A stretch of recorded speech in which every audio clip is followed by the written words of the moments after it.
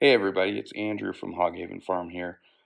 Recently I came across some garage door panels with insulation inside and steel panels on the outside of both sides. And I thought they would be good to make a pig house out of. So I finally sat down and did my drawings today, and here's what I came up with. The panels are 18 wide, which means 2 layers makes 3 feet tall. And by the time you get up to the roof, it's 4.5 feet tall. Again, 4 feet wide. And the roof panels end up being 3 feet long or thereabouts, maybe a little shorter. And my plan is to cut the panels. If we're looking at the top, we're going to cut a 45 and a 45 and be able to bend them into a 90-degree angle. And inside of the 90-degree angle, we're going to put a piece of L metal, a piece of steel, and screw it together. Maybe add a little glue. And as we stack them, they have kind of a tongue and groove quality to them. So we're going to add glue as we stack them. So the footprint ends up being 4 feet by 4 feet. So the first segment of the video is going to be taking the old hardware off.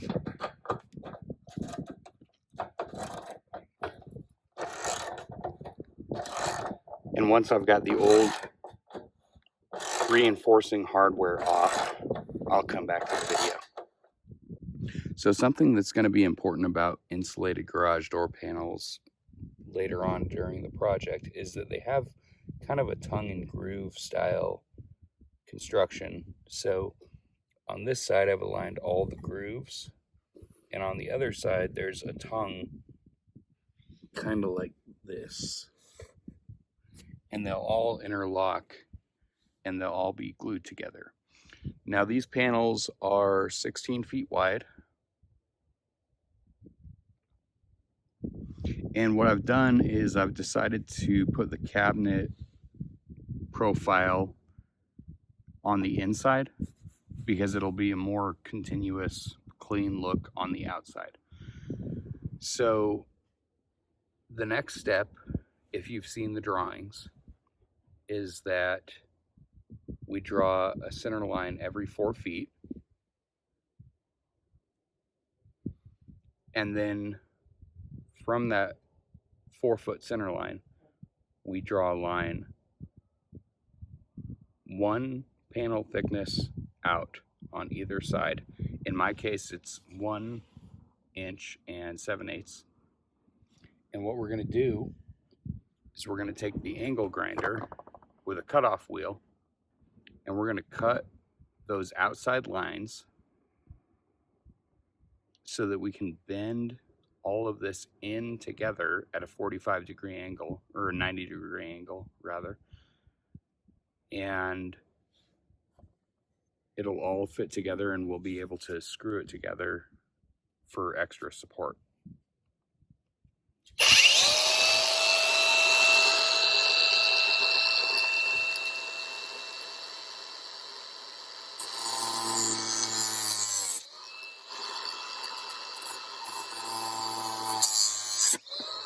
Wanted to show how these cuts turned out. Again, we went 1 thickness on either side of our 4-foot line, and then we cut our 90-degree angle as I showed with the pencil. We got 1 cut at 4 foot, 8 foot, 12 foot, and then of course we cut off our 18 inches for the pig door. Alright, after a little finessing, we got our wedge of sheet metal removed. Leaves all that styrofoam in there. What we're going to try to do is get in there with a knife and cut that styrofoam out at a 45-degree angle on each side so that the thing will fold up cheaper than IKEA. Alright, now we've got the styrofoam taken out kind of at a 45-degree angle. And I wanted to talk about safety real quick. It turns out the best tool for the job is one of the steak knives, and as far as safety is concerned, make sure you sharpen it before you put it back so your wife doesn't find out. But now that we've got that, it folds together in a 90-degree angle, almost like somebody planned it. Now, if you wanted to go real crazy, you could fill that with spray foam, just a real thin bead of spray foam before you fold it and assemble it, but I'm not going to do that. So, teeny tiny hiccup that I just noticed after I finished that first bottom layer is that one of these panels is actually 21 wide instead of 18. All the rest are 18. Had I realized that early on, I probably would have liked to have used this one as the bottom layer so that the door ended up being slightly taller.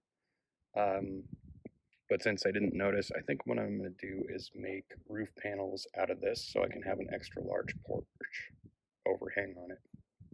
Okay, second verse, same as the first. Every 4 feet, we're cutting 2 thicknesses wide, 8 feet, 12 feet.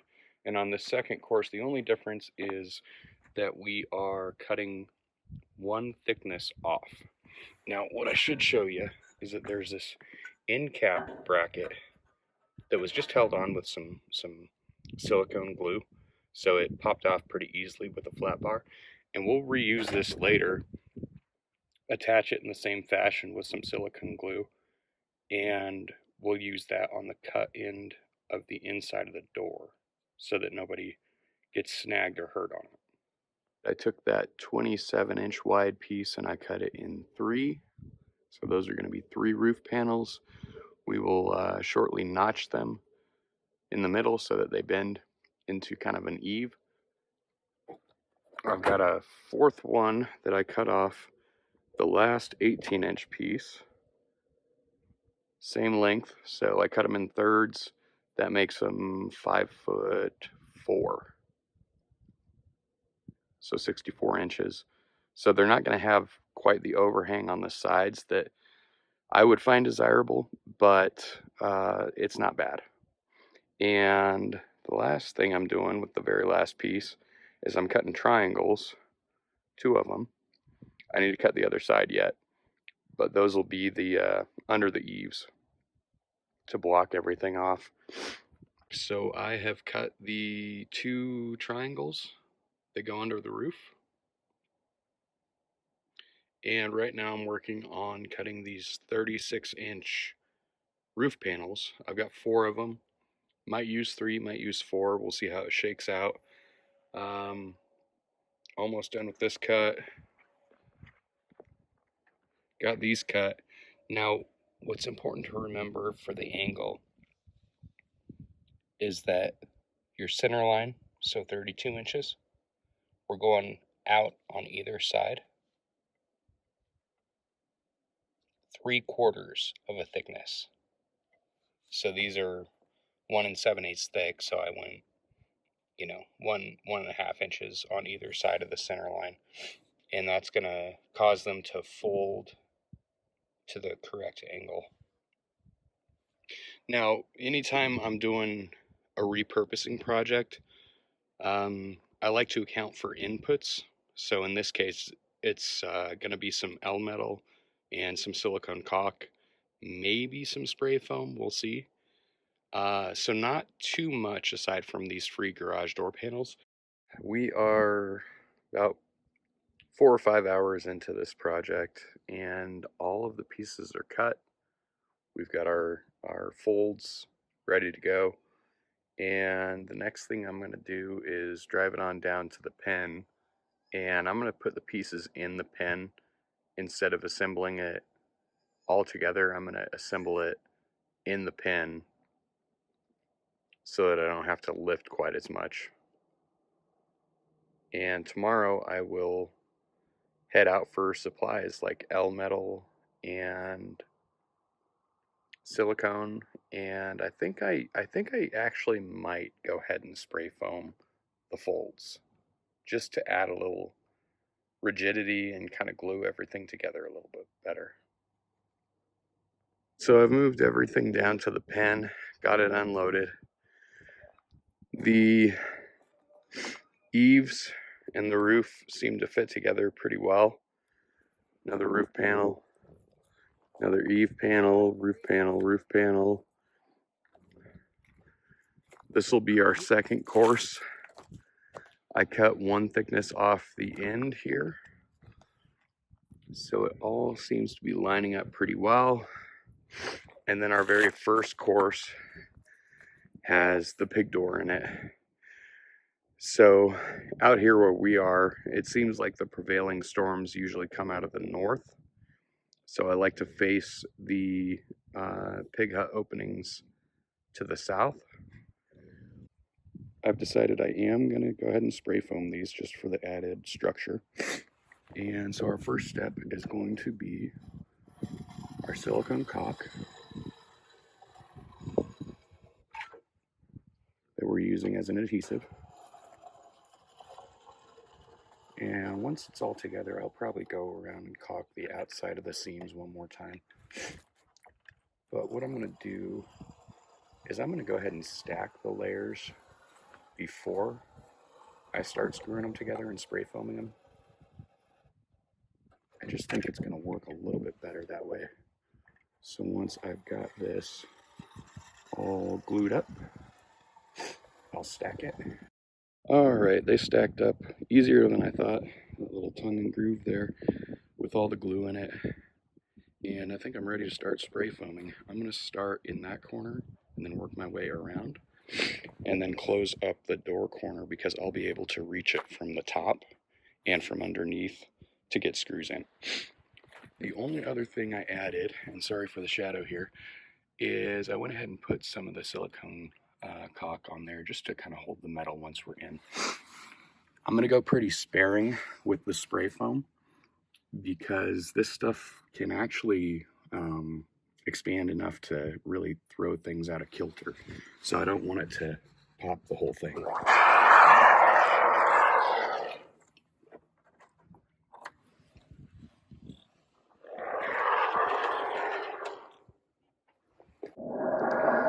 All right, we have a corner screwed off. I'm leaving this long. Sorry for the noise and the wind here. I'm leaving this long. Okay, next thing I did before I finished my corners is I went ahead and put that top part up. The reason we left that metal long was so that we could cut it a couple inches short of here, and then we do just one snip and it bends over and follows the roof line. All of our corners are done, our eave ends are up with their corresponding sheet metal. You'll find out in a little while why it's short. It's not a mistake. And I wanted to show you on this door side. I made a little tab that goes down to the first layer and I rounded it off with the snips. And then I put another one over here on the other door side just to keep everything secure while the glue dries. I put sheet metal here, screwed it and glued it like we have been, and then I bent it down kind of at like a 60-degree angle. So we have a lot of this sheet metal gonna hold everything together. And then up at the top, I put one across the top that's gonna support the center hinge folds of the roof panels. And you can see that detail. I did like a little cut there and did the same thing on the other side just with one screw to hold these in place while we get everything going. I'm thinking that some spray foam ought to go in here just a little bit. And I think once a panel is on, I'll shoot some spray foam under here once it's screwed. That'll help hold everything together, I think. And of course we'll use our silicone, and then on each roof panel we'll shoot some spray foam before we fold it up and flip it over. We're going to start bringing it together kind of like that, but we have a major problem. Don't know what measurement I messed up, but basically we are not even connecting with this flashing down here. So we're gonna have to improvise on this one. In the future, I would definitely cut these longer than I did. We improvised. We took some 3-inch wood screws and screwed them in. Can't even see hardly. And the hope is that those will hold everything together long enough to get some spray foam in there and really glue everything together. But as we recover from one brain fart, we move on to another. And that is that these roof panels, we have 3 that are 21 and 1 that is 18. And I was going to try to do a big old porch out the front. And I miscalculated and thought there were 3 that were 18 and 1 that was 21 instead of vice versa. And so I cut this top ridge at 75 inches for 12-inch overhang back here, and what's that, a 15-inch overhang out here. So how things are going to lay out is yet to be determined, but we will burn those bridges when we get there. Everything's screwed off into the sheet metal, and there's our spray foam, hopefully going to glue everything together to help those wood screws. And something I forgot to mention is that we're going to take this flashing off, since it's not really serving any purpose at this point. It's just kind of a cut hazard. So we'll rip that off, hopefully before the glue dries. Everything's screwed. Those little wood screws, spray foam for glue, and I determined that I'm going to go ahead and put the next 21-inch piece on and see if there's any way in the world we can add the 18 after. I stripped off that flashing that I mismeasured the overhang, and I cut them in 2 and put them under the eaves, and did that on both ends. And as far as this last 18-inch piece of roof, I think I'm going to go ahead and put it on there, get some screws in here with lots of glue, and as it interlocks and these screws hold tension here, I think it's going to stay up. And then I'll add a couple reinforcing plates right here. If it feels like it's not going to work, then I'll just chop this off. This is all experimental after all, so I ended up with a overhang of 3 inches here and then the 12 inches on the back. But this thing is sturdy. I think it weighs probably about 100 pounds, but I mean, it's something. Well, holy crap, guys, that actually worked. I got the second piece of the porch on and did one of these little numbers to hold it down here.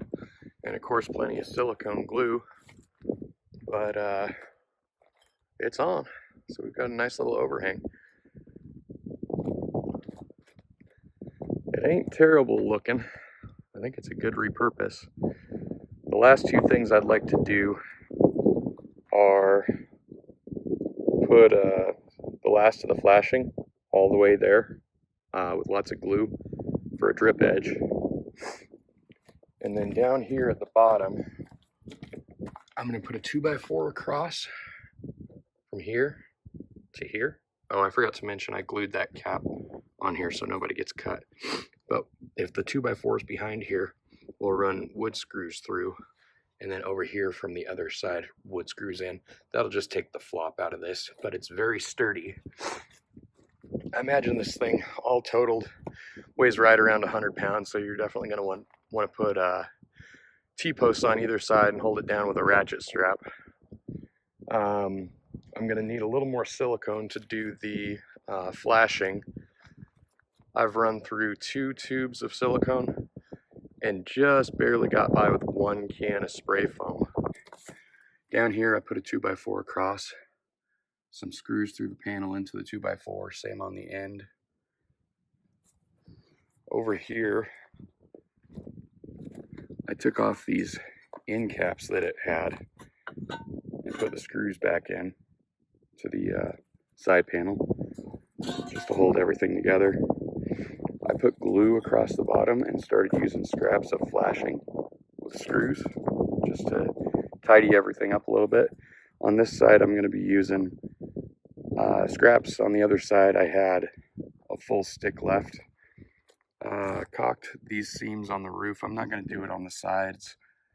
Holes like this, I went ahead and filled up just to try and keep some water from getting into that insulation.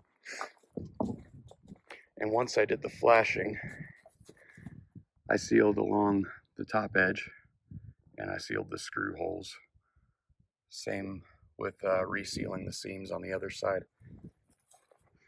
Put some T-posts on either side. We finally moved it into its final position, so once the glue dries, we'll hook a ratchet strap up to these T-posts and on the other side.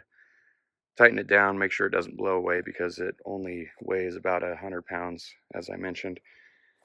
And tomorrow, we'll throw a bale of straw in there. We'll get a kiddie pool in this pen, and it'll be a nice little condo for its new residents.